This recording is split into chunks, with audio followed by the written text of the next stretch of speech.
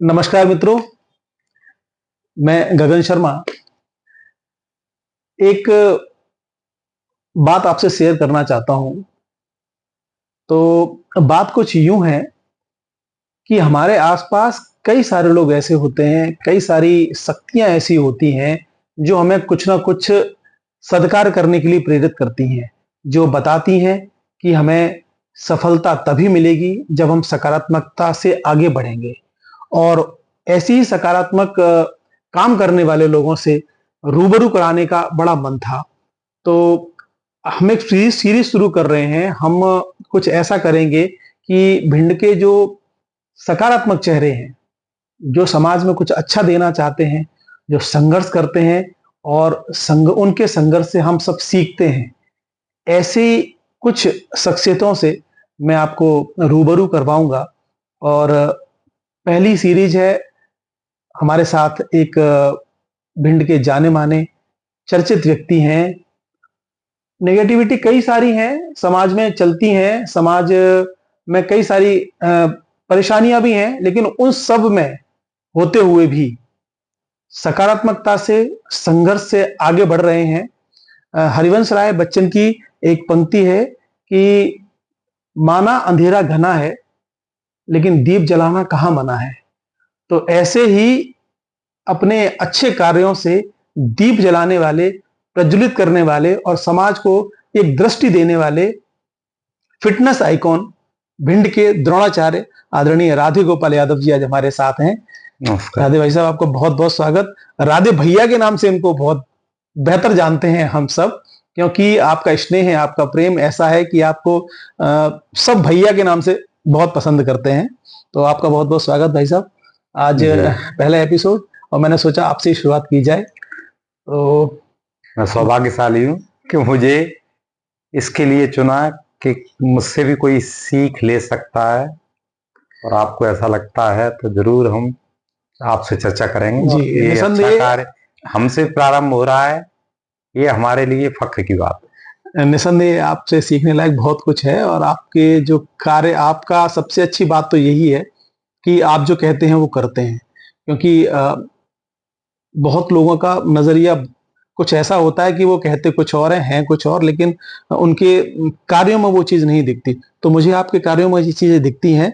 कई सारी बातें करना है आज आपसे, बहुत सारी, आपके बचपन से लेकर, मतलब मैं कहूँ तो राधे, राधे भैया और राधे सर तक की जर्नी जो है उस पर आज चर्चा करेंगे। तो सबसे पहले आप भी थोड़ा सा अपने बारे में बताएं, अपने थोड़ा सा बचपन, अपने थोड़ा सा परिवार के बारे में और थोड़ा पृष्ठभूमि के बारे में। आप क्या कर रहे हैं अभी, क्या करते हैं?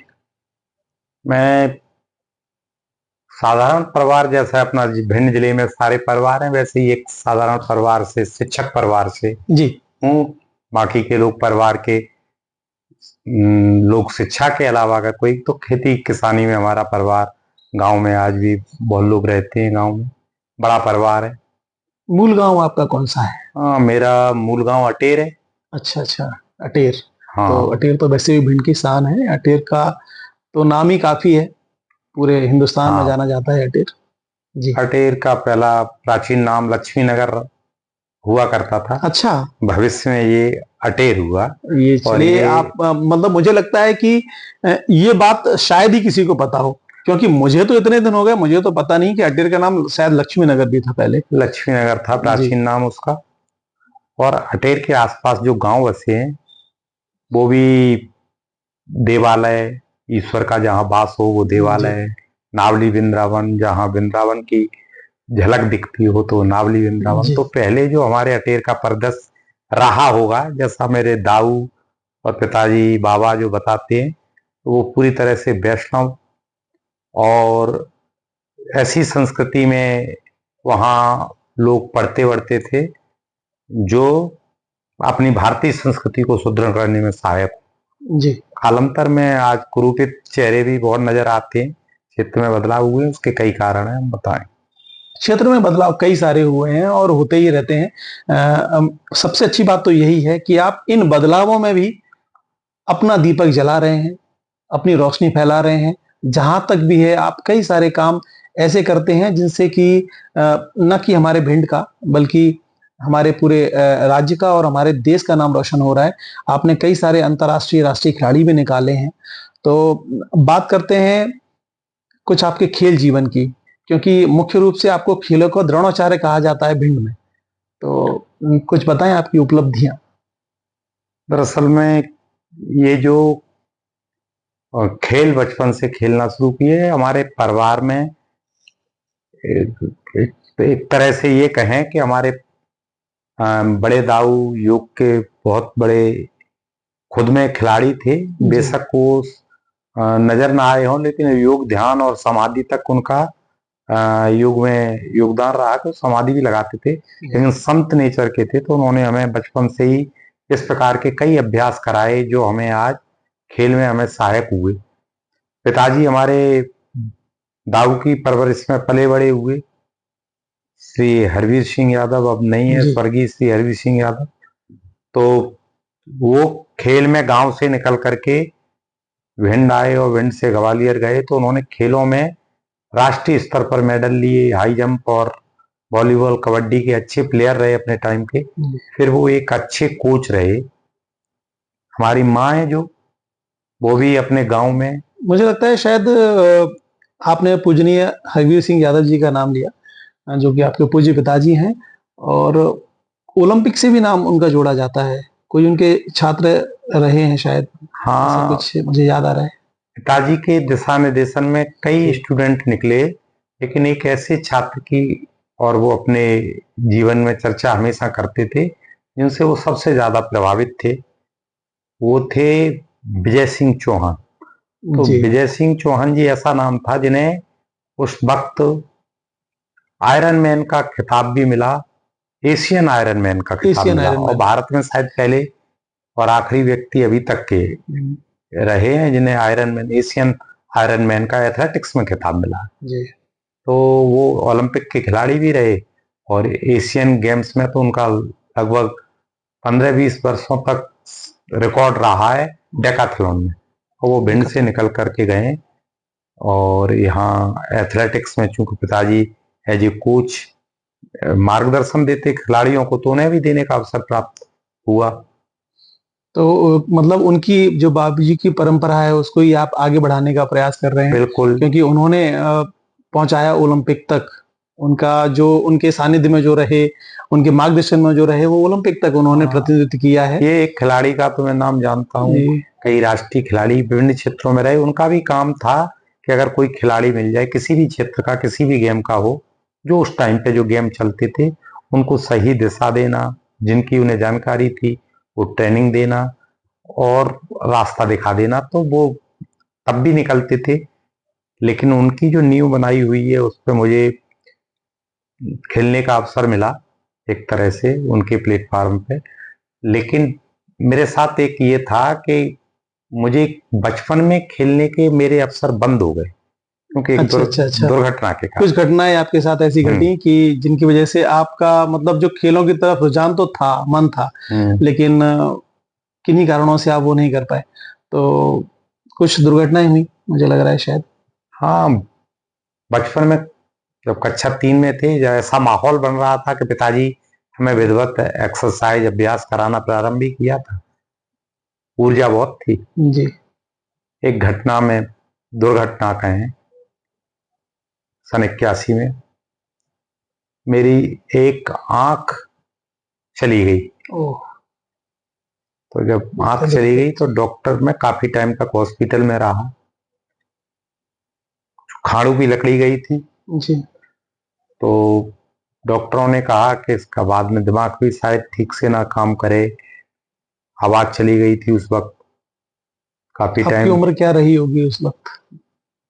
आप 3rd में थे। हाँ, तो लगभग मैं समझता हूँ 7-8 साल की उम्र, 8-9 साल के होंगे बस, अवस्था रही होगी। और 10 वर्ष के होंगे अधिकतम, इससे ज्यादा नहीं थे। तो वो दुर्घटना की वजह से घर में डॉक्टर ने सलाह दी कि इसको ना तो पढ़ाना है, जोर नहीं डालना है, ना खेलने के लिए माहौल। तो खेल का घर में पूरा मेरी वजह से, मेरे जीवन की ध्यान में रखते हुए मेरे पिताजी ने घर में खेल सारे बंद कर दिए। तो जो परंपरा चली आ रही थी वो मेरी वजह से रोक दी गई। मेरे बड़े भाई को उतना अवसर नहीं मिला खेलने का, मेरा ध्यान रखते हुए मेरी बड़ी बहनों को नहीं मिला, क्योंकि पिताजी ने वो माहौल इसलिए नहीं दिया क्योंकि उन्हें मेरे जीवन की ज्यादा चिंता थी। तो एक माता पिता को स्वाभाविक होती है। इतना डेडिकेशन होना मतलब बहुत रेयर होता है कि आपकी वजह से, किसी एक बच्चे की वजह से पूरा परिवार जो है समर्पित हो जाए उस बच्चे के लिए। तो ये प्रेम भाव विशेष परिवारों में ही रहता है, और जो कि आपके परिवार में था, तो सौभाग्यशाली हैं आप इस मामले में। तो हाँ, तो ये तो है कि बड़ा परिवार। हमारे पिताजी की 2 शादी हुई थी जी। बड़ी शादी से मैं बाद में समझ में आया, बड़े पे मुझे लगा कि मेरे पिताजी की 2 शादी हुई तो 2 बड़ी बहनें हैं। मुझे कभी लगा ही नहीं, मुझे तो हमारे घर में इस प्रकार से वातावरण रहा, कभी ये तो भेद रहा ही नहीं कि हम बहन भाई अलग अलग है। 2 वो बड़ी बहनें हैं, उनका प्यार मिला। उसके बाद हम 4 भाई 4 बहनें, तो एक बड़ा परिवार था। पिताजी शिक्षक थे, क्योंकि बाबा से और हमारे बड़े दाऊ भी पिताजी से 16 साल बड़े थे। अरे 4 भाई पिताजी जी। सभी अनुशासन में रहने वाले रहे। दाऊ ने इस प्रकार का वो डाला अपने परिवार में कि तो पिताजी मेहनत करते थे, फावड़ा चलाते थे, खेती भी करते थे अपने परिवार को पालने के लिए, लेकिन बेईमानी से थोड़े से दूर रहते थे। उन्होंने कहा किसी का पैसा गलत ना आ जाए हमारे पास जिससे हमारे परिवार में व्यवधान हो। तो वो वातावरण मिला, तो इसकी वजह से संघर्ष तो थे जीवन में। बड़ा परिवार था, पिताजी शिक्षक थे, पढ़ा लिखा परिवार था, फिर भी संघर्ष था। नहीं, ईमानदारी तो संघर्ष से मतलब होती ही है। संघर्ष होता है ईमानदार व्यक्ति के अंदर ही होता है, क्योंकि वो जानता है कि कौन सा काम गलत है, तो वो गलत काम के प्रति तो आकर्षित होता ही नहीं। इस वजह से उसको संघर्ष तो करना ही पड़ता है। बचपन के आपके बहुत सारे किस्से हैं इस तरह के, और ऐसा बताया जाता है, जितना मुझे मालूम है, आपके आसपास के लोगों से पता चला है, आप बहुत शरारती रहे हैं। मतलब बच्चों को पीटना, या अपने छोटे भाइयों पर बहुत कंट्रोल करना, या फिर उनको पढ़ाई के लिए ही बिठाना। तो ये सब चीजें जो बचपन के किस्से हैं, कोई ऐसा किस्सा जो आपको याद आ रहा हो, जो लगता हो कि बहुत नहीं, अगर हमारे प्रभाव पड़ा हो? किस्से तो बहुत हैं, लेकिन हमारे बचपन में अपने में जाए तो मैं शरारती था, इसमें कोई, तभी तो आंख में चोट खा के बैठे।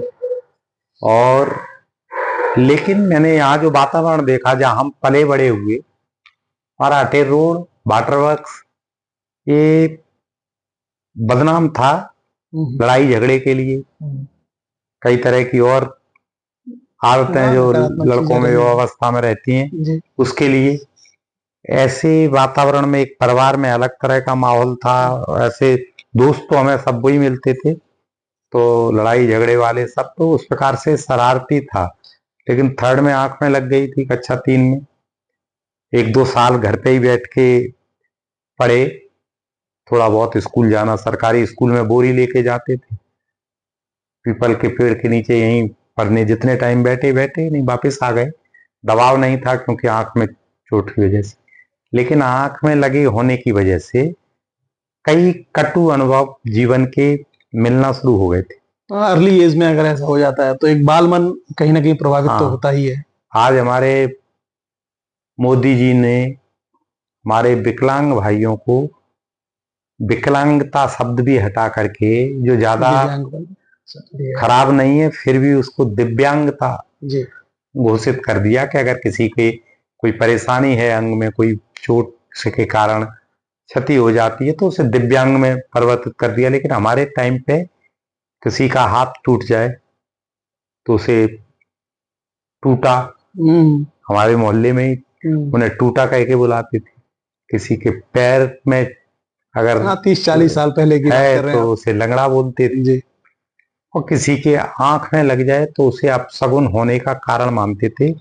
आज भी शायद कुछ लोग, कभी कभार उन्हें पता नहीं चलता क्योंकि आर्टिफिशियल आंख है, तो कई ऐसे उदाहरण वो बोल देते हैं जल्दबाजी में।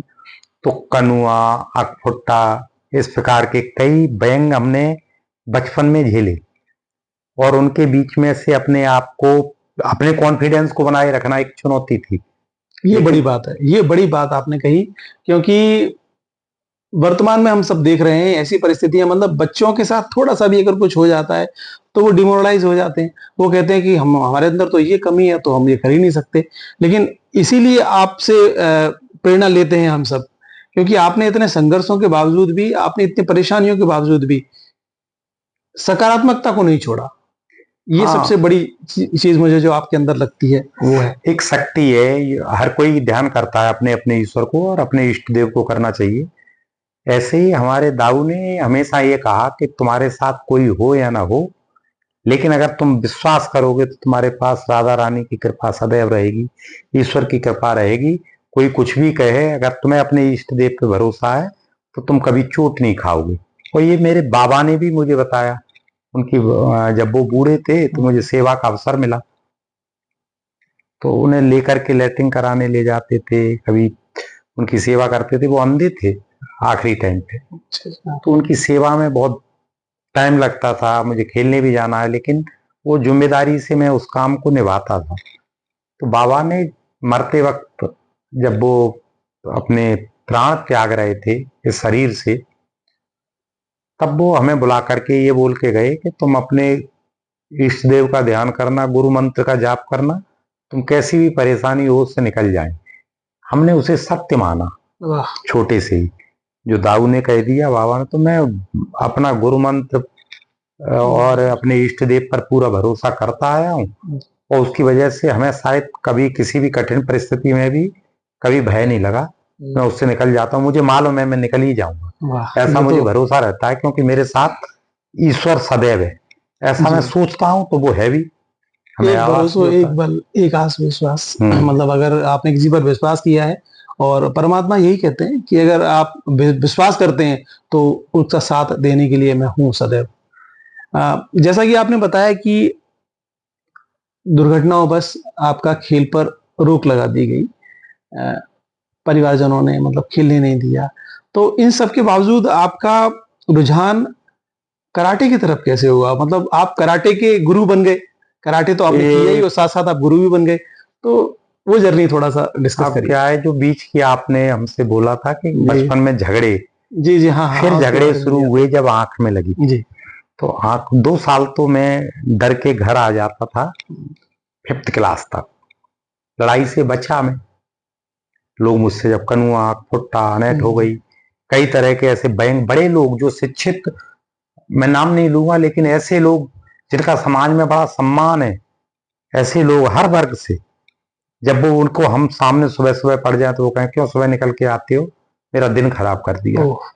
तो मैं सोचता था कि हमने क्यों कर दिया, ऐसा क्या हो गया मेरी वजह से, समझ नहीं पाता था। मैं दाऊ से आके कहता था, दाऊ कहते थे बेटा कोई नहीं, उन्हें समझ नहीं है, बुरा मत मानना, कह जाने दो। दाऊ हमें एक्सरसाइज कराते थे, 30 चक्रदंड एक तरफ से, 30 चक्रदंड दूसरी तरफ से, चक्रासन, योग, सारी चीजें हमें दाऊ कराते थे। और फल बगीचा था जी, तो पपीता लगते थे, तो पपीता पे चढ़ के पपीता तोड़ के लाना, फिर पपीता ही सबसे ज्यादा खाया। तो उसकी वजह से जो डॉक्टर ने बोला था कि इसे कभी खेलों से दूर रखना, हमारे अंदर अतिरिक्त ऊर्जा का अपने आप प्रभाव फिर से आने लगा। जो करना तो ईश्वर को जो करना होगा, हो सकता है मेरी आंख सही होती, हाँ, तो और नहीं हो, मैं आर्मी में सिपाही बन के रह जाता, क्योंकि पढ़ने में बहुत इंटेलिजेंट था नहीं जी। और मुझे बनाना तो यहाँ पहुंचाना था, जो श्रेय मिलना था ये सब।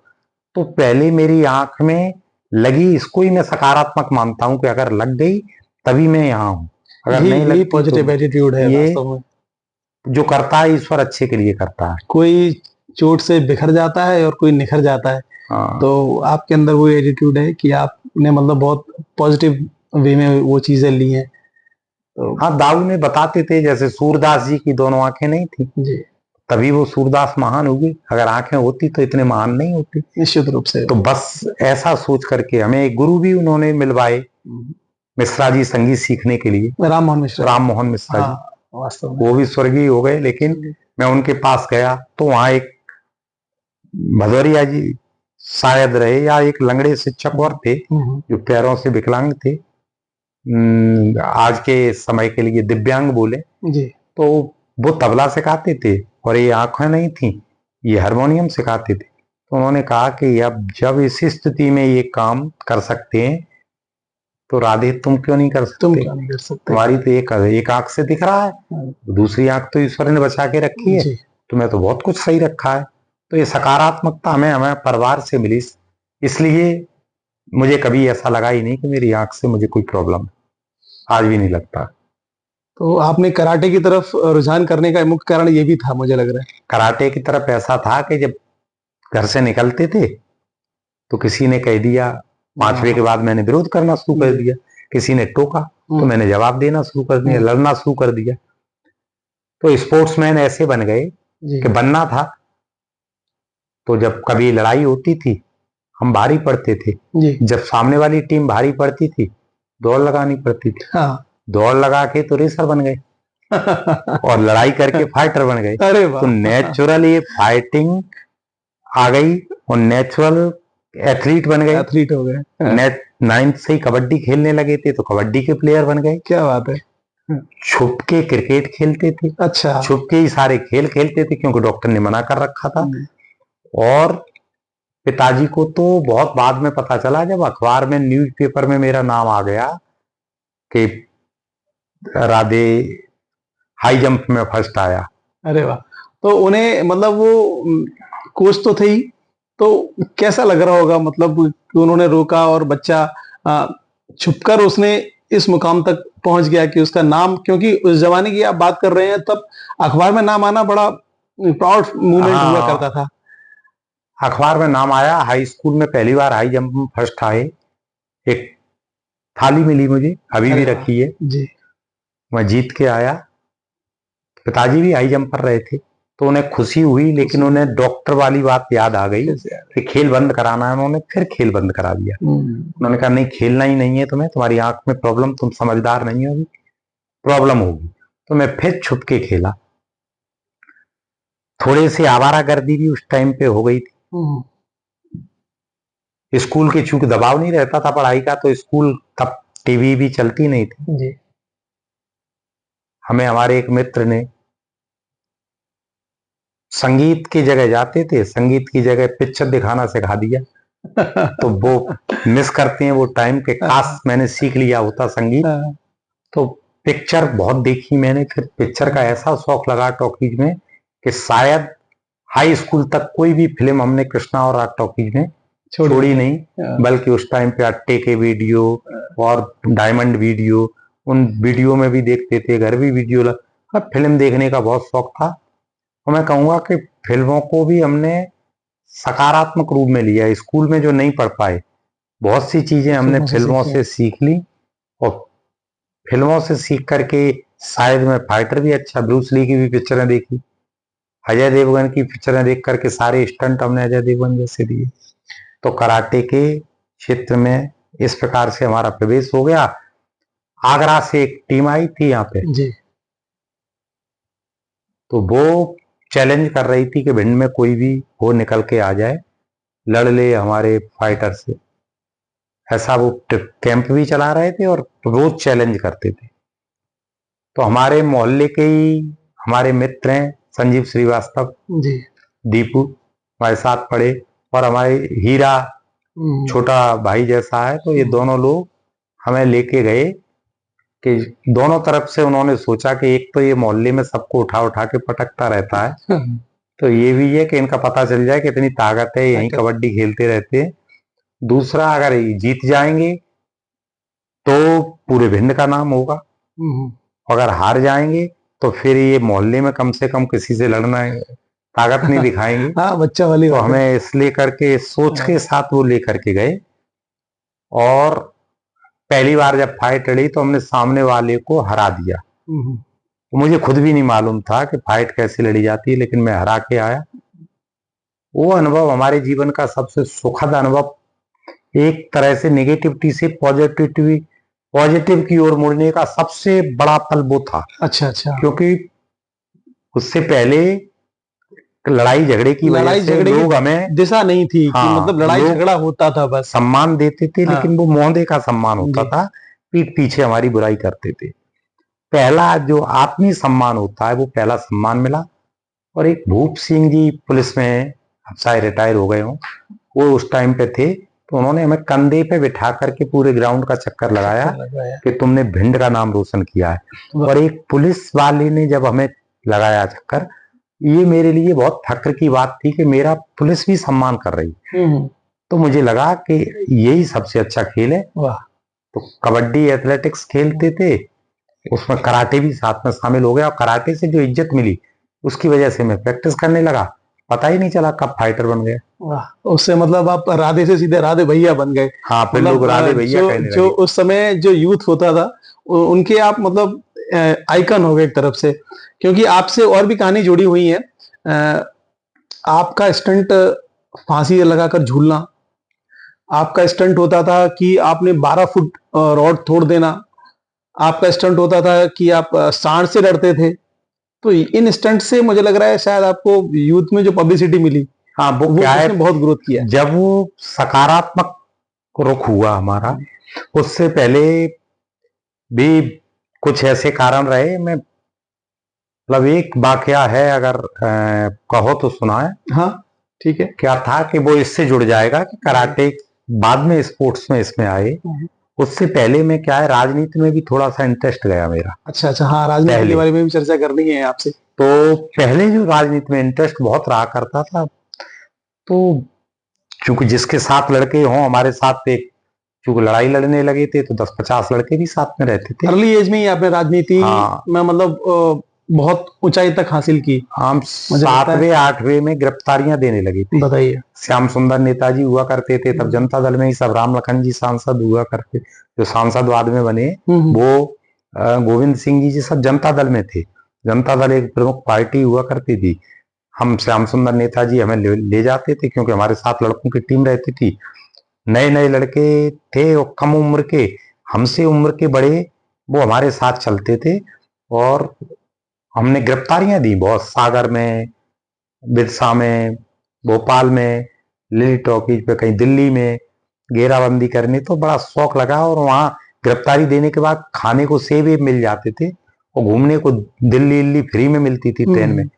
तो उस तरफ रुझान जा रहा था। जो वो एक घटना घटी कि गिरफ्तारी भिंड में, एक गुलाब चंद जैन का परिवार कोई अज्ञात हमलावरों के द्वारा खत्म कर दिया जाता है, और उसके विरोध में यहाँ पर हड़ताल होती है। उसमें भी हम गिरफ्तारी देने जाते हैं, और दुर्घटना बस उसमें पुलिस एसपी साहब से थोड़े से मवाद होता है जी। और उस मवाद की वजह से मुझ पे बहुत पुलिस की लाठी बरसाई जाती है, और ये उंगली उसमें टूट जाती है, और मैं 7 दिन सेंट्रल जेल रहता हूँ। अरे तो जो पुलिस की मार, फिर सेंट्रल जेल जाना, फिर राजनीति के प्रत्येक चेहरे को पहचान जाना कि जो चीजें वो किसी ने इलाज नहीं होने दिया इस उंगली का। ये कहा कि 2 दिन में सरकार गिर जाएगी, इलाज मत कराओ। तो इलाज नहीं, उंगली का जब हुआ तो ये सड़ गई, बदबू आने लगी। 7 दिन में जब छूट के आए, डॉक्टर महेश्वरी से इलाज कराया, और कोई राजनेता इसके लिए कभी साथ नहीं आया। क्या हुआ, कितने घायल हुए, बाद में वहां सब मिले, सिंधिया जी भी मिले, भगवान सिंह यादव जी मिले, और भी कई नेता आए, नहीं मुझे याद, और जेल में भी कई गिरफ्तार थे साथ में। तो उसके बाद यू टर्न जीवन में आया कि नेतागिरी वगैरह ये सारी चीजें सेकेंडरी है, पहले अपने लिए खुद से कुछ मुकाम हासिल किया जाए। और ऐसे में कराटे में जुड़ गए, तो फिर मैंने कहा यही सबसे अच्छा रास्ता है। तो राजनीति का इंटरेस्ट होते हुए भी खेल में इंटरेस्ट उससे ज्यादा हो गया फिर, और खेल से हमें सम्मान मिला। फिर ये जो आपने अभी कहा कि सांड से लड़ना, जी जी, ये आपके बड़े लगा के झूलना, जोरदार स्टंट हैं जिनके बारे में सदैव चर्चाएं होती हैं। आपके जो समकालीन लोग रहे हैं उन्होंने तो प्रत्यक्षदर्शी रहे, उन्होंने देखा है इन चीजों को। ये कभी ऐसा नहीं था कि मैं इसके प्रदर्शन की तैयारी की हो, बचपन से मेहनत करता था, मट्टी बहुत डालता था, गोबर बहुत डाले, गाय भैंस की सानी आनी सब लगाते थे, मजबूती आ गई थी। पता नहीं था कि गर्दन हमारी इतनी मजबूत है, पता नहीं था पेट इतना मजबूत है, पता नहीं था हमारे हाथों में ताकत है। ये मुझे कोई ना कोई एक्सीडेंट में पता चलते गए। तो सबसे पहले स्ट्रेचिंग वगैरह ये चीजें करते थे अजय देवगन की पिक्चर को देख करके, ये स्टंट देना शुरू किए, 2 मोटरसाइकिल पे चलना, ये करना।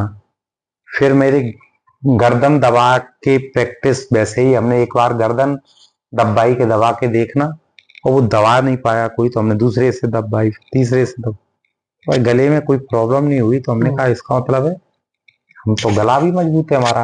पेट में पंच खाते थे, 1,000 पंच खा जाते थे। मोटरसाइकिल 3 बैठ के निकालना, ये सारे स्टंट देते थे, लेकिन गर्दन दबा के पता चला कि वो भी नहीं दबती। तो फिर वो गर्दन प्रैक्टिस, फिर फांसी का भी प्रदर्शन किया।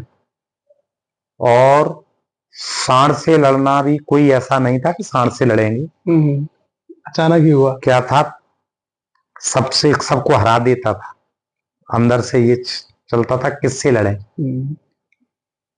शैतानी तो थोड़ी थी। एक भदौरिया जी की गाय निकलती थी, वो गाय निकले, हम गाय को सिंग से गाय पटकने लगी और गाय जब पटक दिया करें, हम सब गाय पटक दी उनकी, तो वो गाय अपने आप वापस घर चली जाया करे। हाँ। तो भदौरिया जी ने छुप के देखा हमारी गाय वापस क्यों आ जाती, नवादा में भदौरिया जी। तो फिर उन्होंने मुझसे कहा एक दिन आकर के, जब मैंने गाय पटक दी, तो बोले कि ऐसे ही गाय तो माता होती है, तुम गाय से लड़ रहे हो, अगर तुम में बहुत ज्यादा दम है, खून में इतनी गर्मी है, तो सांड से लड़के देखो। तब मेरे मन में आया कि क्यों ना सांड से भी लड़ा जाए। तो फिर एक सांड से लड़े, पहली बार चोट खा गए होते, लेकिन फिर हमने सांड भी पटक दिया। ये शायद स्टंट आपका उस समय का बड़ा पॉपुलर शो हुआ करता था दूरदर्शन पर, आंखों देखी। आंखों देखी, ये जब प्रदर्शन सारे करने लगे तो एक टीम आई यहाँ पे डकैतों के इंटरव्यू के लिए। अच्छा। उन्हें पता चला कि एक लड़का ऐसा भी है जो स्पोर्ट्स में नए नए करतब करता है, तो वो हमारे पास आ गए। तो उन्होंने सबसे पहले तो, चूंकि डकैतों का इंटरव्यू लेना था उन्हें, तो वो कुछ ऐसे व्यक्तियों से मिले, हम भी गए थे साथ में, अच्छा। नाम नाम नहीं बताएंगे, जो जिनके रास्ते से वो डकैतों से मिले। और फिर उन्होंने हमारा इंटरव्यू लिया, और यहाँ जो सांड हमने पटक दिया तो वो जल्दी गिर गया। अच्छा। तो उन्हें लगा ये तो तुम्हारा पालतू सांड लग रहा है, खुद से गिर गया। तो मुझे मंडी में लड़वाने ले गए कि मंडी में चलो, मंडी में लड़ाई। तो सांड से लड़ना, ऐसे ही किक मारते थे। मेरे भांजे ने एक किक सिखाई थी, गुड्डू, वो जालंधर में किसी कराटे में देख के आया होगा, किक निकालता था, तो वो मैंने बचपन में ही सीख ली थी। तो सबसे ऊंची, वो साल भर में एक ही किक की प्रैक्टिस करता रहा, तो वो इतनी ऊंची हो गई कि 9-10 फुट तक चली जाती थी। तो वो पता चला कि हमारी सबसे अच्छा प्रदर्शन वो भी हो गया। जंप, लॉन्ग जंप वगैरह करते थे, लोगों को बिठा करके उनके ऊपर से मटका अटका फोड़ना, तो वो भी हमारा सबसे स्पेशल प्रदर्शन हो गया। तो जो प्रदर्शन हुए वो अपने आप स्पेशल। बीपी ऐड करने गए जब, तब पता चला कि मेरे हाथ में बहुत ताकत है। कबड्डी का एक राव साहब थे, तो कबड्डी की एक स्किल सिखा रहे थे, सबकी कलाई मोड़ देना, उनका ऐसे मोड़ देते थे लॉक लगा के, रुक जाता था। हमारे लॉक लगाया, हमारे सामने सबसे तगड़ा लड़का था हमारे बैच के, चौहान, सब मंगल चौहान। तो मेरा हाथ नहीं मोड़ा, मैं खींच के ले आया। उसने राव साहब से बोला, हाथ नहीं मुड़ता इनका, कि ये तो आपका दाव बेकार है, ये राधे गोपाल पे तो चला ही नहीं। तो उन्होंने बुलाया हमें, सबने पहले, सारे लड़के जितने बैचमेट थे सबने लगाया दाव, में सबको खींच लाया, मेरे पे लगा ही नहीं। मुझे भी नहीं पता था कि ये कला मुझ में है। फिर राव साहब ने लगाया, वो बुजुर्ग थे, तो हमने कि सर आप बुजुर्ग, नहीं नहीं धरला, आंध्र प्रदेश के थे तो बोलते थे कुछ अलग टाइप से। तो उन्होंने लॉक लगाया, ऐसे लॉक नहीं लगा तो उन्होंने मेरा हाथ झटक के छोड़ा, बोला साले की कुंडी खराब है, लॉक क्या खाक लगेगा। आज तक वो शब्द याद है, वो शब्द याद है आपको। मुझे पता चल गया कि मेरे हाथ में भी ताकत है, तो मैं हाथ के प्रदर्शन करने लगा। तो निश्चित रूप से आप, ईश्वर ने आपको ताकत दी है और उस ताकत का आप सदुपयोग भी कर रहे हैं। और बचपन की घटना है, काफी बात हुई है, तो इन सब के बीच क्षेत्र था आपका खेल, पसंद भी आपको खेल था। तो विद्यालय आपके दिमाग में कैसे आया? मतलब एक आप अच्छे से विद्यालय का संचालन कर रहे हैं, सीबीएसई स्कूल मतलब है आपका, और नहीं, टॉपर भी निकल रहे हैं। एमपी बोर्ड अच्छा, है। हाँ, एमपी बोर्ड है। उसमें से कुछ टॉपर भी निकल रहे हैं, उसमें से मेडिकल एस्पिरेंट्स भी निकल रहे हैं जिनका कि अभी नीट में सिलेक्शन भी हुआ है। तो इतना अच्छा विद्यालय का कैसे विचार आया? आप असल खेल में से एकदम मतलब राधे भैया से राधे सर की जो जर्नी है आपकी, उसके बारे में थोड़ा सा बताएं। दरअसल ये प्लान करते रहते थे, पिताजी के मन में एक सपना था कि एक विद्यालय हो, अपना ना हो, किसी का हो, जहाँ सारी चीजें व्यवस्थित हों। तो मैंने भी ऐसा सोचा, तो सबसे पहले अपने मित्रों को विद्यालय कॉलेज इस तरह खुलवाने के प्लान बनाए। सोचते रहते थे, टीम हमारे पास बहुत थी। हमने सिटी सेंटर स्कूल में भी private as a sport teacher काम किया। आईपीएस के एक तरह से ये कहें कि स्कूल की जो पहला बीज अंकुरित वैचारिक हुआ हम मित्रों में, तो वो हमारे हुआ और हमने धर्मेंद्र को पुश किया और बाकी के मित्रों आईपीएस को, एकेडमी। तो आईपीएस एकेडमी बना। आलोक हमारे साथ मित्र थे, तो आलोक को भी कहा कॉलेज स्टार्ट करिए, तो उन्होंने भी कॉलेज जो अपने जिम में लड़के आते थे, जिम खोली। जिम में जो आते थे स्कूल और कॉलेज के प्लान बनाते थे, वो सबने स्कूल कॉलेज खोले हैं सारे मित्रों ने। तो प्लानिंग आपकी बहुत स्ट्रांग रही है शुरू से ही, मतलब प्लान आपने बनाए हैं और कहीं ना कहीं उनको पूरा भी किया है। सपने बड़े देखो और दिखाओ भी, और उन पे काम भी करो। केवल खुली आंखों से देखो, खुली ये आंखों से देखिए, अपने मन में था। ये सीखने वाली चीजें हैं कि आज सपने देखिए, खुली आंखों से देखिए। क्या है, कैंपस नाटक आता था।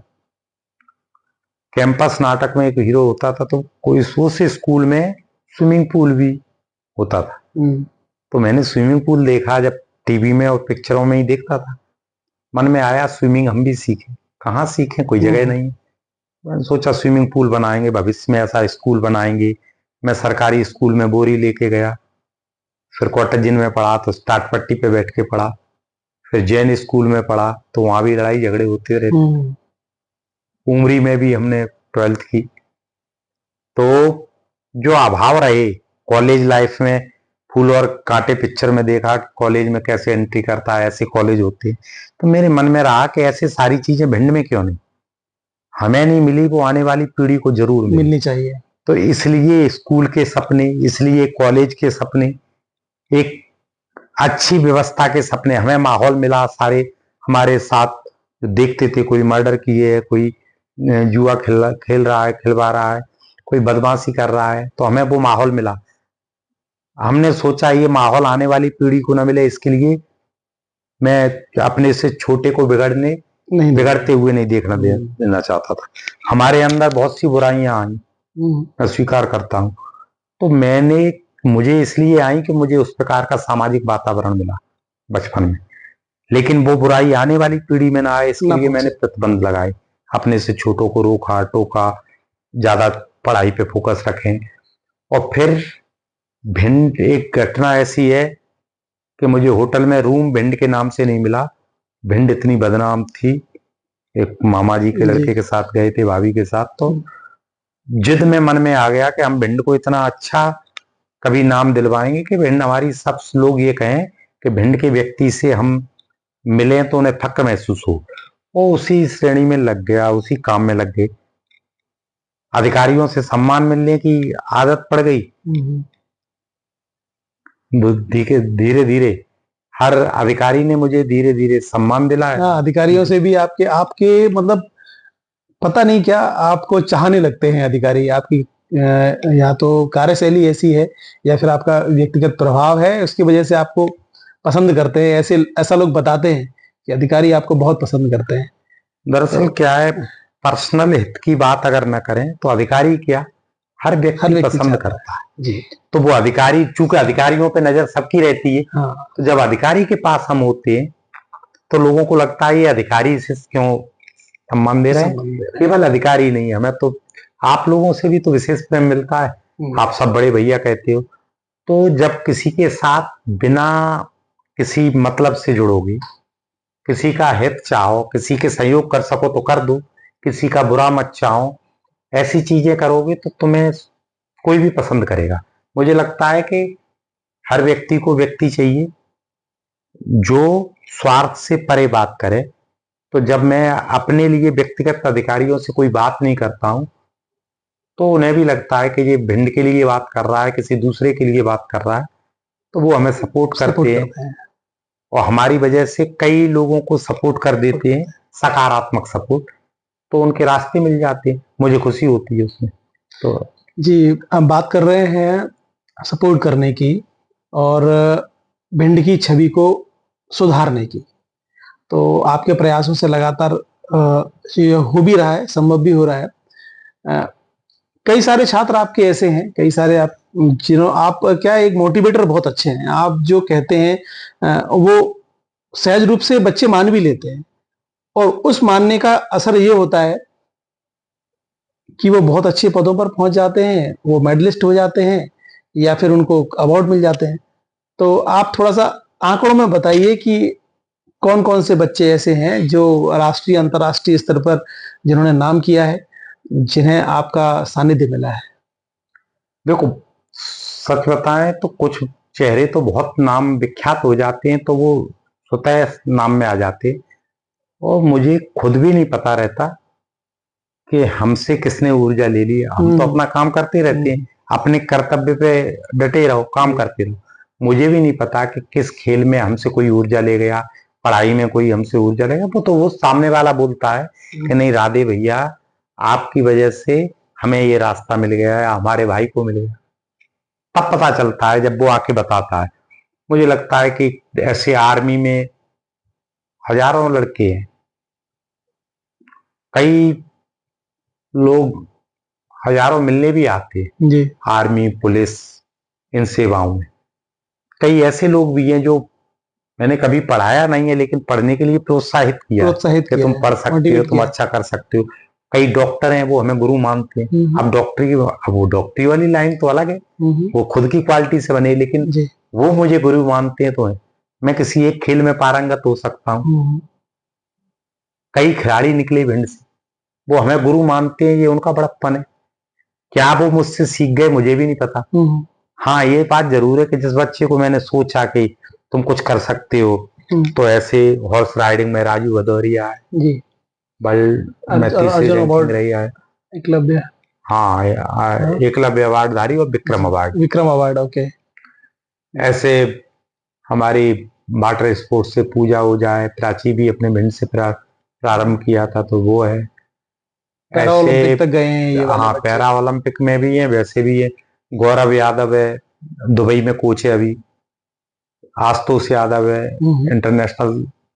ऐसे कई लड़के, अभी निशानेबाजी में भी एक लड़का हम गांव से निकाला, सुनारपुरा से एकेडमी में चयन हो गया। वो भी कहता है कि उनके पूरे परिवार के लोग मानते हैं कि आपकी वजह से ये यहाँ है।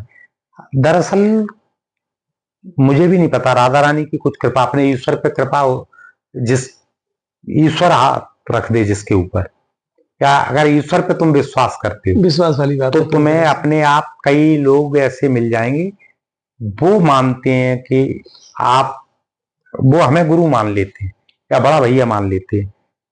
मुझे तो खुद भी नहीं मालूम मैंने उनके साथ क्या किया ऐसा जो मुझे इतना मानते हैं।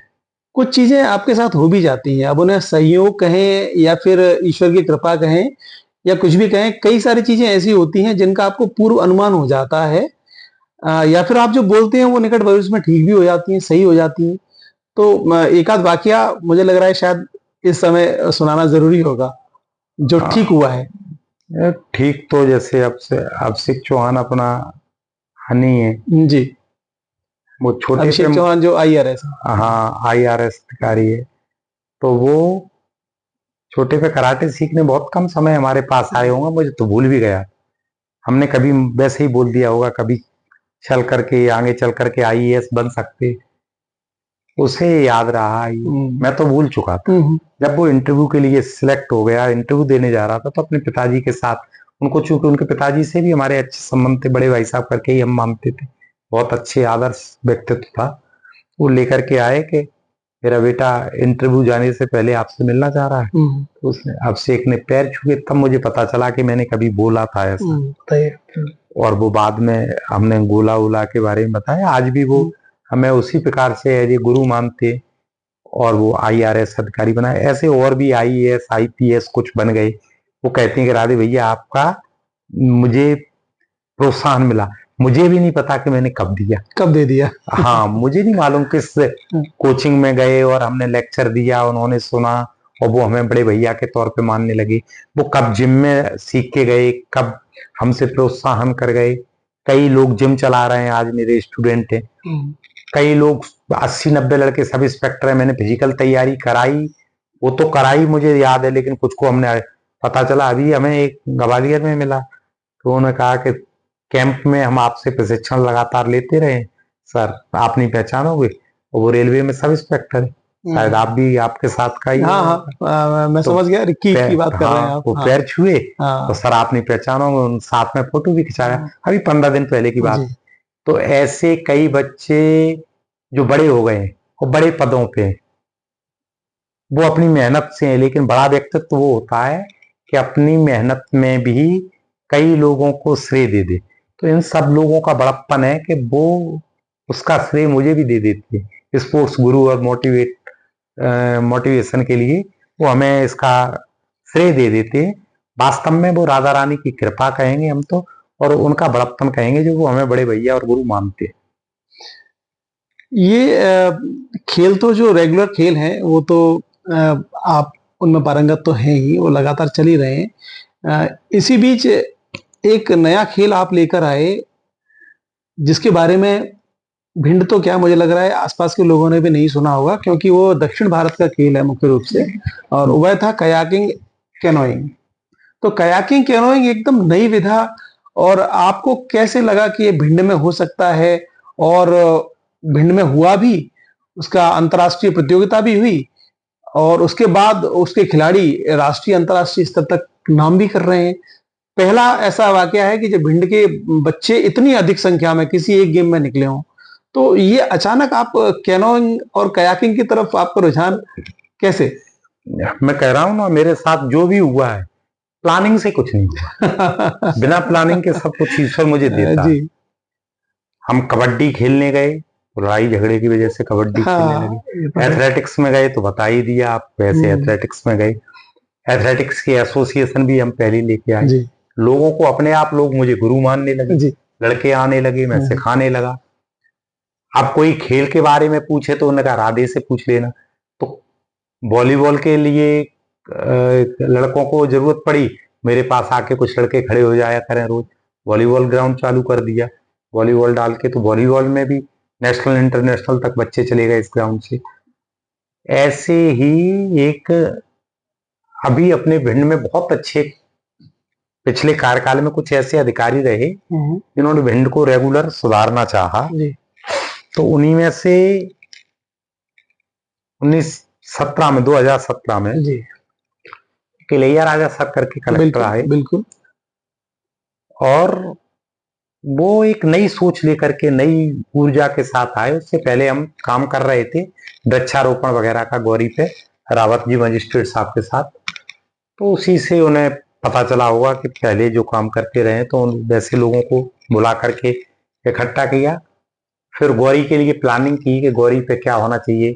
तो वैचारिक रूप से हम लोगों ने विचार मंथन, पूरी टीम थी, भिंड में 50 लोगों की टीम रही होगी, सबने सलाह दी कि गौरी पे ये होना चाहिए। हमारी भी सलाह थी, सबकी सलाह उन्होंने अच्छी अच्छी चीजें मानी।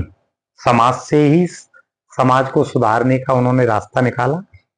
और हमारी सलाह थी कि सर बीएड डीएड कॉलेज चल रहे हैं, तो कॉलेज वालों से सर यहाँ किनारे पे पार्क बनवाने के लिए दे दिए जाए या कुछ भी करवा दिया जाए। तो मुझे नहीं मालूम था, मैं नहीं किसी भी कीमत पे, क्यों, मैं तो स्कूल चला रहा था। हमने कहा बीएड डीएड की क्लास लगती रहेंगी, सर ये पैसे भी दे देंगे। तो वो काम सही रहा। लेकिन जब जमीन आवंटन हो रही थी तो मुझे भी लोगों ने कहा कि राधे को भी एक जगह दी जाए। हमारे गुरु जी हैं, मैं गुरु ठीक है जी हैं हमारे, तो उन्होंने कहा कि राधे को भी एक जगह दो। और उनकी हमें ठोकर भी फली है। तो जब वो उन्होंने जबरदस्त बताया ना, कुछ आपके साथ एक्सीडेंटल होते हैं सारी चीजें। प्लानिंग तो से कुछ करते हैं, वो होती नहीं है। पार्क बनाने के लिए जगह दी थी जी। पार्क में बोला सर ने कि 2-3 लाख रुपए में बन जाएगा, तो मैंने 2-3 लाख रुपए लगा दिए, उसकी नींव में ही लग गए। अब वो उसके बाद मैंने कहा अब नहीं लगाएंगे, मेरे पास पैसा था ही नहीं, घर भी हमारा नहीं बना था। तो सर को बार बार, सर को भी प्रेशर इधर उधर से आए कि राधे से पार्क बनवाओ, कलेक्टर साहब मुझे फोन करें, हमें समझ में ही नहीं आया, हम पार्क बना नहीं पा रहे थे। कई बार हमने फिर सर से धोखे में निकल गई कि सर हम पार्क आर्क नहीं बनाएंगे, खेल यहाँ शुरू कर सकते हैं कि यहाँ खेलने के लिए उसमें कितनी जगह है, सो ग्राउंड क्या बनाओगे, यहाँ कौन सा खेल खेलेगा, मुझे नहीं मालूम था। लेकिन जब राधा रानी को कुछ करवाना होता है तो पहले तो जगह मिली, फिर वो नींव भर गई, फिर बहस हुई, फिर खेल में क्या खेल होगा ये प्रश्न तो उनका हमारे लिए दिमाग कौन में सा खेल खेलेंगे, एक नया विचार दे गया। वैसे ही टाइम पे मैं 15 वर्ष बाद भोपाल गया, और भोपाल में 3 बजे ही हमारी बच्ची की हाई जंप होनी थी, हमारे और स्टूडेंट के गेम होने थे, और 3 बजे ही एक कैनोइंग प्रतियोगिता में मेरे एक मित्र की बेटी को खेलना था। अच्छा। उन्होंने हमें रुकने की जगह दी थी, तो वो जो वहां गए और हमें कैनोइंग पहली बार जैसे ही हमने तालाब में नौका देखी, मतलब उनकी बच्ची को मैंने चुना देखने के लिए, अपनी बेटी का खेल छोड़ दिया। तो जब दूसरी की बेटी के लिए, दूसरे के लिए हित चाहा, तो हमारा हित उसमें अपने आप हो गया। दूसरे के हित में ही अपना हित छुपा होता है, ये फिर चरितार्थ हुआ। और भोपाल में हमने जैसे ही कैनोइंग देखा, हमने कहा यही ले जाएंगे। हमने सर को आकर के बोला कि सर हम यहाँ वाटर स्पोर्ट्स स्टार्ट कर देंगे, बोट क्लब बनाएंगे। तो उन्होंने कहा क्या करोगे, अपनी कायाकिंग कैनोइंग के जानते हो? मैंने बोल दिया जानता हूँ, क्योंकि जान तो मैं गया ही था ना, और जिद्दी है थोड़े से। बलवीर सर से मेरी बात हुई थी, वो बाहर थे, उन्होंने कहा था 4 तारीख को मिलने आएंगे। कलेक्टर साहब से मैंने कहा तो उन्होंने कहा ले आओ खेल। तो हमने कहा सर आपकी जरूरत पड़ेगी, कौन से आपकी बात कराएंगे? तो उन्होंने मैं कर लूंगा। मैंने बलवीर सर से मुलाकात की, बलवीर सर ने कहा किसको जानते हो भिंड में? राकेश चौधरी जी को। हमने कहा जानते हैं, पारिवारिक उनके बच्चे भी हमने अटेंड किए। लाल सिंह आर्य को हमने कहा मैं जानता हूँ, वो मेरे पिताजी के स्टूडेंट रहे। अरविंद भदौरिया, हमने कहा उनको भी जानते हैं, मेरे बड़े भाई जैसे। उन्होंने सबके नाम ले लिए। उन्होंने कहा तुम्हारे यहाँ विधायक नरेंद्र सिंह कुशवाहा हैं, उनके कैसे? हमने की बहुत अच्छे संबंध में, उनसे भी बात हो जाएगी। उन्होंने ये सब नेतागिरी वाली बात छोड़ो, भिंड के कलेक्टर का बहुत नाम सुना है। अच्छा। कोई नया ऊर्जावान कलेक्टर है, इलैया राजा सर करके आए। अच्छा होना होता है तो सारी चीजें वैसी ही होने लगती। क्या तुम उनसे बात करा सकते हो मेरी? तो ईश्वर ने वही चीज जो मैं चाह रहा था वही मिल गया, उनके मुंह से निकली। हमने हाल सर को फोन लगा दिया, सर ने तुरंत उठा लिया। सर का सपोर्ट ऐसा मिला, उन्होंने जाने क्या कहा, बलवीर सर हम पे विश्वास कर गए। और जो खेल केवल भोपाल में था, वो भोपाल से भिंड गौरी सरोवर में आ गया। वाह! तो ऐसे आ गया, उसमें खिलाड़ी निकल गए। तो जर्नी चल रही है, राधे से राधे भैया और अब राधे सर तक की जर्नी कर ली है हमने कंप्लीट। कई सारी बातें और भी करनी है, बहुत सारी चीजें हैं अभी तो। राधे भैया के और भी कई सारे रूप हैं। एक ब्रेक के बाद मिलते हैं, छोटा सा ब्रेक।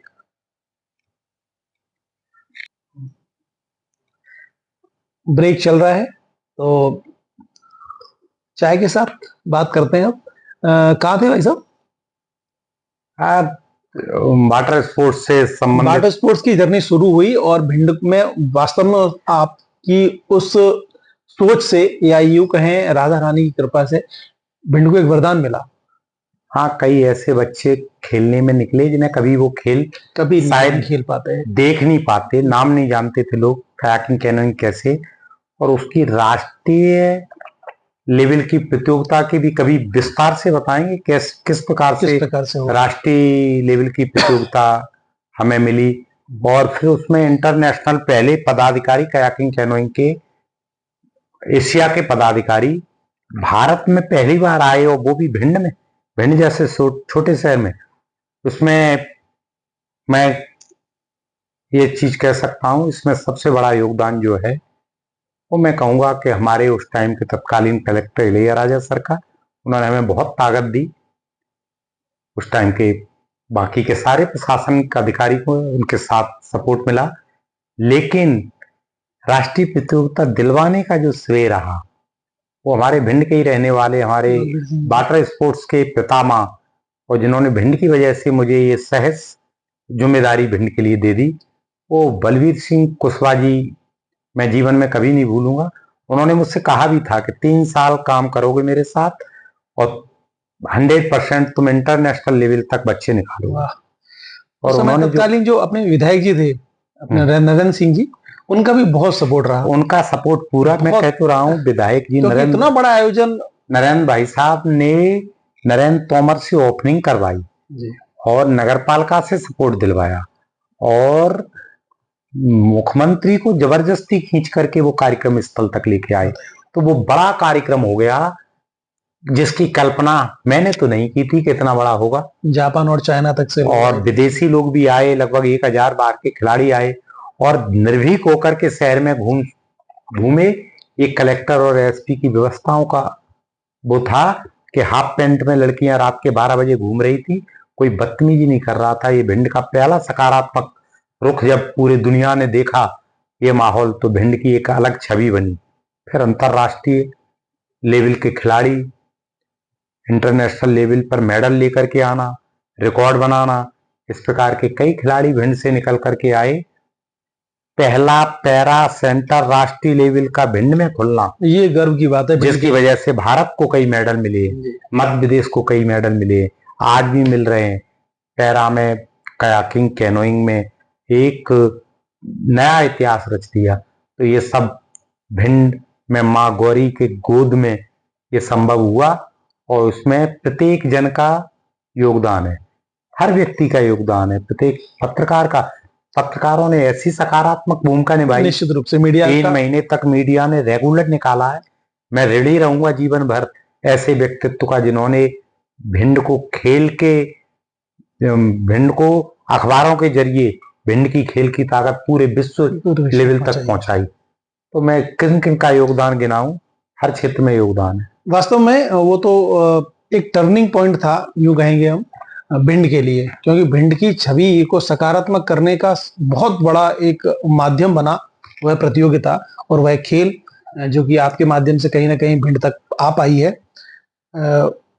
आपकी उम्र अभी क्या है? लगभग 53 साल के होने जा रहे हैं। 53 वर्ष आपकी उम्र है।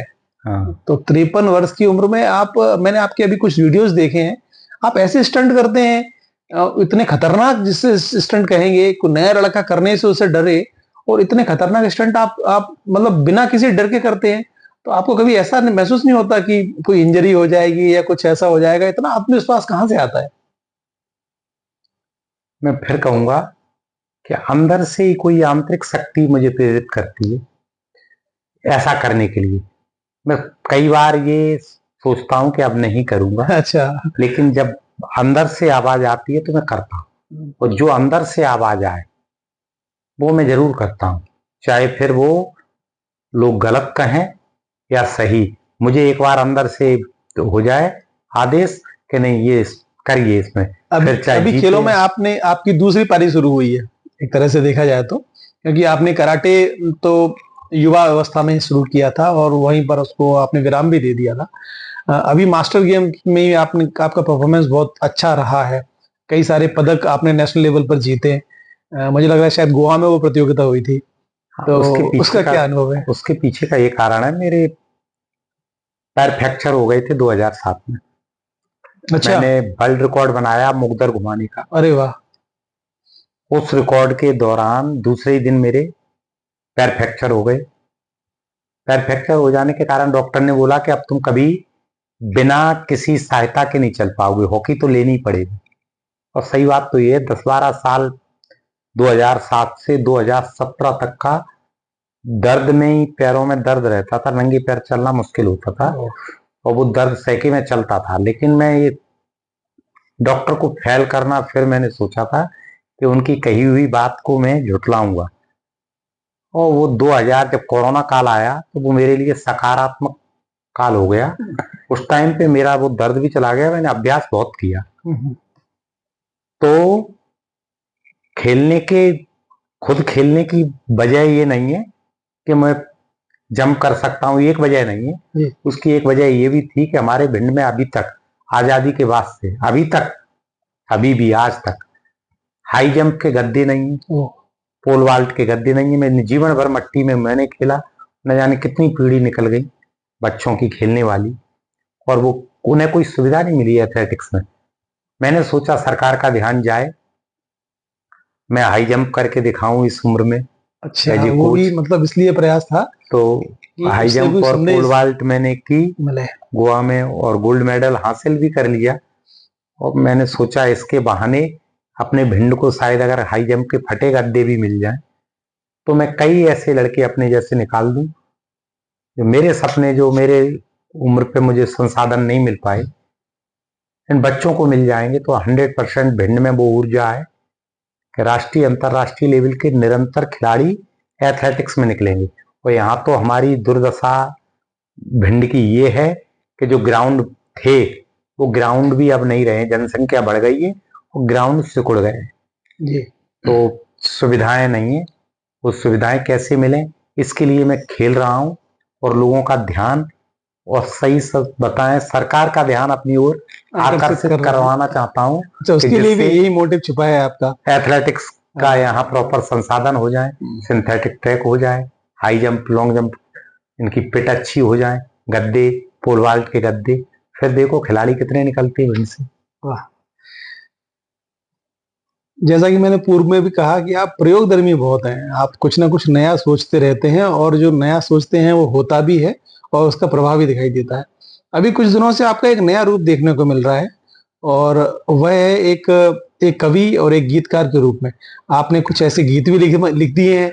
तो मतलब पहले आप स्पोर्ट्स पर्सन थे, फिर आपने स्कूल बना लिया, फिर आपने फिर से मास्टर गेम्स की तरफ रुझान कर लिया और अब आप गीतकार। तो अब ये क्या जर्नी है और क्या लग रहा है कि मतलब गीत लिखने के पीछे क्या उद्देश्य है?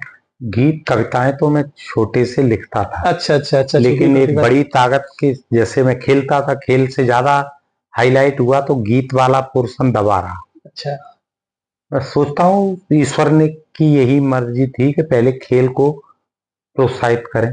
कोई भी कलाकार मुझे पसंद आता है, किसी भी क्षेत्र का हो, मैं सपोर्ट करता हूँ। चाहे वो पर्यटन को बढ़ाने के लिए अटेर में काम करना हो, या कोई सफाई अभियान चलाना हो, या किसी पे चलाना हो, तो ये जब काम करते हैं इन्हीं के बीच में से कुछ मैं सोचता हूँ गीत के माध्यम से कोई चीज हो जाए, तो मैं गीत भी लिख लेता हूँ। इलैया राजा सर के ही टाइम पे सर बहुत ज्यादा हमें प्रोत्साहित करने लगे थे। मुझे लगता था मैं उस लायक नहीं हूँ उतना, वो मुझे मानने लगे। तो उनके लिए मैंने गीत लिखा, उन्हें बहुत अच्छा लगा। उस टाइम पे मैंने सुनाया, मोबाइल पे सुनाया था, गणेश भारद्वाज जी ने मोबाइल पे सुनवा दिया। उन्होंने कहा तुम ऐसा लिख भी लेते हो, कविता भी लिख लेते हो। तो फिर मैंने गीत लिख, वो जो पुराने गीत थे वो निकाले। फिर उसी दौरान सर के ही टाइम पे सर पर्यटन में चले गए, तो मैंने मध्य प्रदेश पर्यटन गीत लिख दिया। मध्य प्रदेश पर्यटन गीत को बढ़िया म्यूजिक वगैरह, आओ पधारो मध्य प्रदेश। हाँ, अच्छा गीत है। मेरा एक स्टूडेंट और छोटा भाई उसने म्यूजिक दे दिया। पहले कुछ हमने मोदी जी के लिए भी गीत लिख लिए थे, तो वो ब्रजेश यादव से म्यूजिक मिला। तो फिर से लोगों ने वो चीज देखी, उन्होंने कहा ये तो अच्छा लिख लेते हो, तो प्रेरणा मुझे मिल गई। फिर से लिखने लगा हूँ। आने वाले टाइम पे बहुत से गीत आपको मिलेंगे। अभी जल गंगा संवर्धन पे मैंने बहुत अच्छा गीत लिखा। मोहन सिंह जी का, जो अभी अपने प्रदेश के मुख्यमंत्री, उनका नाम भी उसमें, उनकी ये योजना अच्छी है, उसका नाम भी डाला है। अच्छा गीत कर दिया। पर्यावरण के लिए कीर्तन लिखा है। अगर हमारे एक यूट्यूब चैनल भी बच्चों ने बोला कि बना लो, मैंने रस राधे ऑफिशियल चैनल बनाया। अच्छा अच्छा। उसमें ये गीत और कुछ अपने स्पोर्ट्स की एक्टिविटी आज जो कर पा रहे हैं वो डाल रहे हैं। तो अभी बहुत सारी चीजें आने को हैं, मतलब पिक्चर अभी बाकी है, कई सारी चीजें और आने को हैं अभी, जब तक सांस है ना। एक पिक्चर अजय देवगन की कोई फुटबॉल कोच के तौर पे मैंने देखी थी अभी, अब तत्काल में 1962 में किसी ने बिना जूते और उस अभाव में गोल्ड मेडल दिलवाया एशियन, उसमें कैंसर होते हुए भी। उसमें उनकी पत्नी ने बोला था कि जब तक सांसें हैं इनका सकारात्मक उपयोग कर लो। ऐसी पिक्चरों से मुझे कई चीजें सीखने को मिलती हैं। मैं सोचता हूँ मेरी भी जब तक सांस है तब तक कुछ तो नया करेंगे, आखिरी सांस खत्म हो जाएगी तो ये देह जीवन चला जाएगा। जब तक है तब तक तो कुछ नया करेंगे, और उस नए करने में एक ईश्वरीय शक्ति भी सपोर्ट करती है, और आप लोगों का भी सपोर्ट बहुत अच्छा मिलता है सबका, तो अच्छा आनंद आता है। जिंदगी जीने का जो आनंद है वो हम बहुत अच्छे से उठा रहे हैं। निश्चित रूप से आप बहुत अच्छा कर रहे हैं। आप खेलों के माध्यम से भी बहुत सकारात्मकता फैला रहे हैं। कई सारे नेशनल इंटरनेशनल मेडल्स हमारे बीच आ रहे हैं, और चूंकि आप में सारी चीजें, आपकी गतिविधियां चलती ही रहती हैं। अभी स्विमिंग भी आप बच्चों को सिखाते हैं, बच्चों के साथ आप बच्चा हो जाते हैं, बड़ों के साथ आप बच्चा बड़े बन जाते हैं। जहाँ कहीं अपनी बात रखने की बात होती है समाज में, वहाँ अपनी बात भी रखते हैं। पर्यटन के क्षेत्र में भी आप अच्छा खासा दखल रखते हैं, अच्छा काम कर रहे हैं। अभी अटेर को लेकर कुछ योजना शायद आपके दिमाग में चल रही है। हाँ, मैं लेयर राजा सरचूक पर्यटन में वो भी बोल रहे थे कि कुछ अच्छा अटेर में हो जाना चाहिए। उन्होंने किया भी है, कुछ सपोर्ट अपने भिंड में रह के गए हैं तो अटेर के लिए। अटेर में हमारे एक बड़े भाई अशोक जी तोमर हैं, वो भी पर्यटन पे बहुत काम करते हैं। बाकी का पर्यटन हम लोगों ने मिलकर के अटेर महोत्सव स्टार्ट किया था, बाद में अरविंद भाई साहब ने और उसे बड़े रूप में करके उसे अच्छा एक ऊंचाई पे ले गए। अभी सब लोगों का सपोर्ट मिलकर के अटेर में मुझे लगता है कि पर्यटन और जैविक खेती की इस क्षेत्र में बहुत संभावना है। और जो बेरोजगार लोग घूम रहे हैं, युवा जो बदमाशी करने पे जाने जाते हैं, वो 100% अगर पर्यटन को गति मिल जाए तो लोगों में शालीनता आएगी। भिंड में अब बंदूक टांग के लोगों को चलने में शर्म लगती है।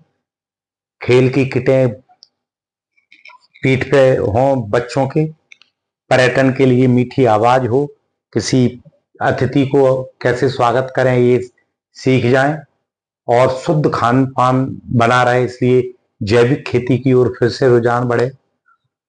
जो निगेटिविटी है हमारे यहाँ की उसे भूल जाएं, तब ये भिंड का जो सही स्वरूप है, जो वास्तव में इस चंबल की धरती की ऊर्जा है, वो मिलेगी, मैं मानता हूँ। तो ये तो हुई पर्यटन की बात, और निश्चित रूप से भिंड में बहुत कुछ है, भिंड में बहुत कुछ सकारात्मक भी है। भिंड का इतिहास पहले बहुत स्वर्णिम रहा है। यहाँ के रोड्स देख लीजिए आप, और भिंड कई सालों से जिला है। अब वर्तमान में कुछ परिस्थितियां ऐसी बन रही हैं, उनके उपाय भी निकलेंगे, आप सबके प्रयास से निकल रहे हैं और निकलेंगे भी। आप सामाजिक चिंतक भी हैं, जहां तक मैंने आपको सुना है कई बार, आप समाज की चिंता भी करते हैं। तो एक गंभीर प्रश्न पूछने जा रहा हूं कि अभी कुछ जातिगत संघर्ष जैसा कुछ षड्यंत्र या पूर्वक या फिर किन्हीं परिस्थितियों बस ये रचा जा रहा है, तो एक कोई संदेश इस प्रकार का क्या रहेगा आपका कि ये थोड़ा इसका स्वरूप बिगड़े ना, आपसी भाईचारा बना रहे, जैसे कि कई सारी चीजें अभी लगातार चल रही हैं, तो जैसे क्या संदेश खुल के बोल दो। खुल के बोल देता हूं मैं। अभी जो जैसे ब्राह्मण और ये यादवों का कुछ चल रहा है, देखिए आप यादव हैं, मैं ब्राह्मण हूं, और हम लोग लगातार, आपके साथ भी कई लोग मित्र मैंने देखा है, कई सारे ब्राह्मण हैं, कई सारे क्षत्रिय हैं, आप इन चीजों से थोड़ा ऊपर हैं, तो इन चीजों को कैसे ठीक किया जाए, आपका विजन क्या है? शिक्षा इसका अगर सही से शिक्षा हो जाए, अपनी संस्कृति का ज्ञान हो जाए, तो इस प्रकार की बातों में वो कोई पड़े ही नहीं। ये तो चालाक लोगों की प्लानिंग होती है कि जातिगत उपयोग, जैसे भेड़ ग्रुप में चलती है, तो जो लोग ग्रुप को इकट्ठा करते हैं, जाति आधार पे लोगों को इकट्ठा करते हैं, चाहे वो ब्राह्मण हो, चाहे वो यादव हो, चाहे वो क्षत्रिय के नाम पे इकट्ठा हो, या अन्य किसी समाज के नए पनपते समाज का ग्रुप हो, वो उनकी कमजोरी उन्हें इकट्ठा करने के लिए मजबूर करती है। 100% वो व्यक्ति ऐसे ही भीड़ का सहारा लेते हैं जिनमें खुद में कोई विशेष योग्यता नहीं होती, तो उसके सहारे से वो अपना परिचय कराना चाहते हैं।